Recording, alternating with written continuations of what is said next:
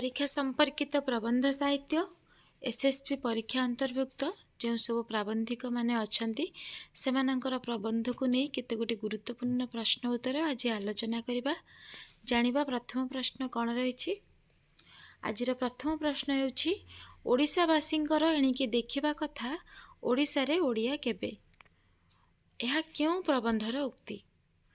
ओडिशावासींकर एणिकी देखिबा कथा ओडिशा रे ओडिया केबे। यह क्यों प्रबंधर उक्ति? यार उत्तर हेउछि गोलोक बिहारी धळଙ୍କ भाषा जाति और जातीयता प्रबंध। परवर्ती प्रश्न विविध प्रबंध केबे प्रकाश पाइथिला और एथिरे केतोटी प्रबंध स्थानित।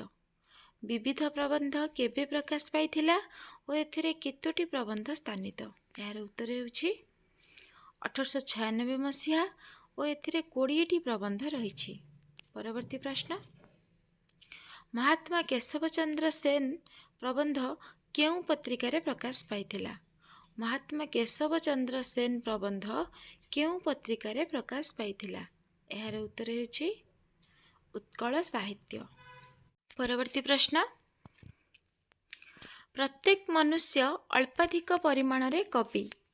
यह विश्वनाथ करंक केउं प्रबंधर उक्ति। प्रत्येक मनुष्य अल्पाधिक परिमाण रे कवि। यह विश्वनाथ करंक केउं प्रबंधर उक्ति। यार उत्तर हेउछि रघुवंशर दिलीप। परवर्ती प्रश्न केउं देशर भाषा प्रगति कथा गोलोक बिहारी धळ वर्णना करिसेंती। केउं देशर भाषा प्रगति कथा गोलोक बिहारी धळ वर्णना करिसेंती। यार उत्तर हेउछि रूस। एही प्रसंगटी विचार आलोचना प्रबंधरे स्थानित। परवर्ती प्रश्न गोलोक बिहारी धळ केउं प्रबंधरे 1963 भाषा बिल संपर्क रे आलोचना करिसेंती। गोलोक बिहारी धळ केउं प्रबंधरे 1963 भाषा बिल संपर्क रे आलोचना करिसेंती। यार उत्तर हेउछि अस्थिर नीति। परवर्ती प्रश्न विश्वनाथकर काहांकु नूतन जुगर प्रवर्तक बोली कहिसेंती।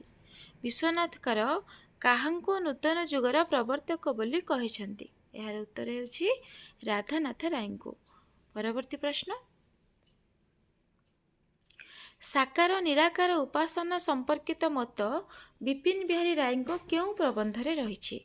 साकार निराकार उपासना संपर्कित मत विपिन बिहारी रायଙ୍କ केउं प्रबंधरे रहिछि। यार उत्तर हेउछि मोहर इष्टदेव। परवर्ती प्रश्न विपिन बिहारी छात्र जीवन रे प्रबंध रचना करी कहार श्रद्धाभाजन होइथिले।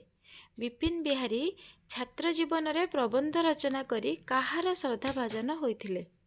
यार उत्तर हेउछि हेनरी स्टीफेंस। परवर्ती प्रश्न प्रबंध सोपानर मुखबंध किए रचना करिसेंती। प्रबंध सोपानर मुखबंध किए रचना करिसेंती। यार उत्तर हेउछि ब्रज सुंदर दास। परवर्ती प्रश्न प्राबंधिक गोविंद त्रिपाठीଙ୍କ केउं प्रबंधरे ब्रिटिश शासनकालीन अर्थ अपव्यय प्रसंग देखिबाकू मिले। प्राबंधिक गोविंद त्रिपाठीଙ୍କ केउं प्रबंधरे ब्रिटिश शासनकालीन अर्थ अपव्यय प्रसंग देखिबाकू मिले। यार उत्तर हेउछि सरकारଙ୍କ घर खर्च। परवर्ती प्रश्न जे कंपानी सबु हैला सेथिरे मोटा मोटा दरमा पाई तांकर भाई बंधु माने खाई पी सुस्थ रे रहिले तेने महाजन माने भी सुधटा रोक ठोक गणी नेले। एही उक्तिटी केउं प्रबंधर। प्रश्नटी पुणी थरे जे कंपानी सबु हैला सेथिरे मोटा मोटा दरमा पाई तांकर भाई बंधु माने खाई पी सुस्थ रे रहिले तेने महाजन माने भी सुधटा रोक ठोक गणी नेले। एही उक्तिटी केउं प्रबंधर। यार उत्तर हेउछि सरकारଙ୍କ घर खर्च। परवर्ती प्रश्न पर लांगुड़ धरा बड़लोकी नुहे। यह केउं प्रबंधर उक्ति। पर लांगुड़ धरा बड़लोकी नुहे। यह केउं प्रबंधर उक्ति। यार उत्तर हेउछि बटुआ। परवर्ती प्रश्न प्राबंधिक गोविंद त्रिपाठी केउं प्रबंधरे कहिसेंती जातीय जीवन दलीय राजनीति रे पंकिल होइछि। प्रश्नटी पुणी थरे प्राबंधिक गोविंद त्रिपाठी केउं प्रबंधरे कहिसंती जातीय जीवन दलीय राजनीति रे पंकिल होइछि। यार उत्तर हेउछि कदली। परवर्ती प्रश्न गोविंद त्रिपाठी केउं प्रबंधरे श्राद्ध प्रति आंतरिकता शून्य मनोभाव प्रति कटाक्ष देखिबाकू मिले। प्रश्नटी पुणी थरे गोविंद त्रिपाठी केउं प्रबंधरे श्राद्ध प्रति आंतरिकता शून्य मनोभाव प्रति कटाक्ष देखिबाकू मिले। यार उत्तर हेउछि मनीष देवता। परवर्ती प्रश्न नित्यानंद महापात्र केउं केउं छद्म नाम रम्य रचना एवं पुस्तक समीक्षा आदि रचना करुथिले। नित्यानंद महापात्र केउं केउं छद्म नाम रम्य रचना एवं पुस्तक समीक्षा आदि रचना करुथिले।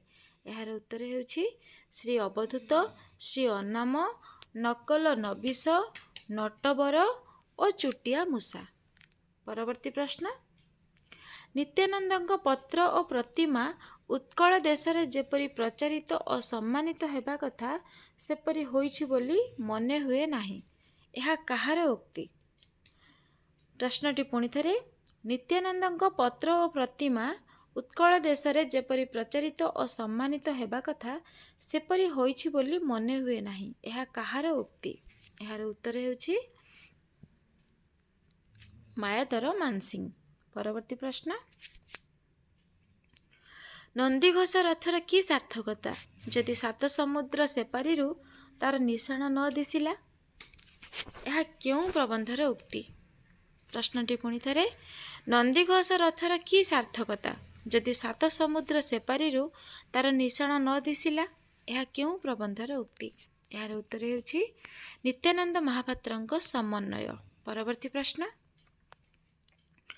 नित्यानंद महापात्रଙ୍କ केउं प्रबंधरे काठजोड़ी बंधरु सूर्यास्त कथा वर्णित। नित्यानंद महापात्रଙ୍କ केउं प्रबंधरे काठजोड़ी बंधरु सूर्यास्त कथा वर्णित।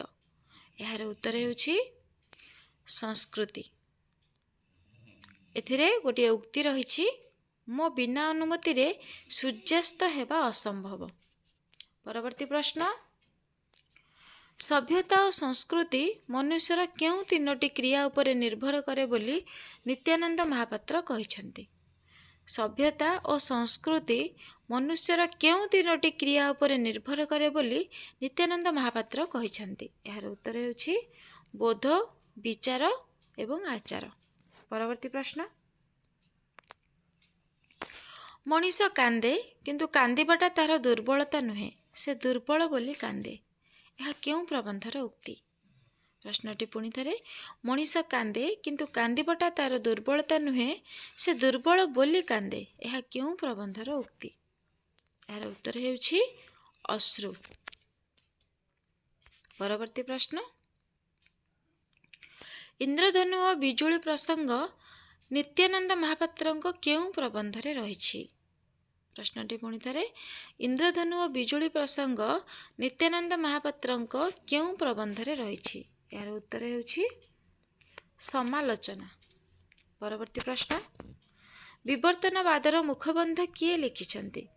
विवर्तनवादर मुखबंध किए लिखिछंती। यार उत्तर हेउछि नित्यानंद महापात्र। परवर्ती प्रश्न रत्नाकर पतिଙ୍କ प्रबंधर विशेषत्व कौन। रत्नाकर पतिଙ୍କ प्रबंधर विशेषत्व कौन। यार उत्तर हेउछि नीतिनिष्ठता, दार्शनिकता एवं समाज तत्व।